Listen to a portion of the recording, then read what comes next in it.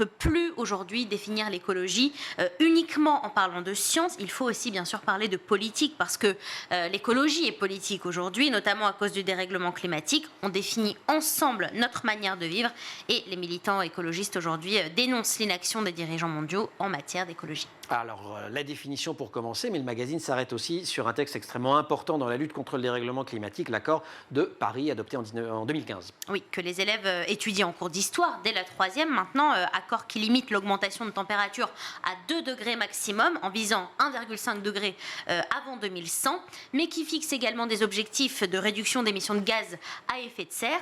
Le souci, c'est que plus le temps passe, moins les chiffres sont bons et plus on voit les effets du dérèglement climatique sur l'environnement. On pense bien sûr aux fortes chaleurs cet été en France, aux incendies. Là, le mois d'octobre a été le mois le plus chaud jamais enregistré dans l'Hexagone.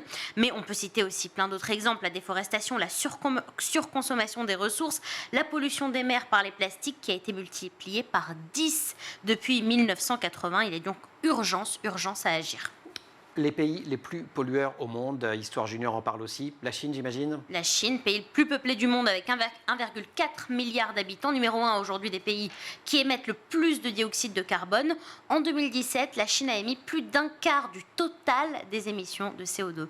Mais elle est également, et il faut le souligner, championne des énergies renouvelables avec l'effort qu'elle fait pour l'énergie solaire et l'éolien, avec un objectif ambitieux, celui d'atteindre la neutralité carbone en 2060.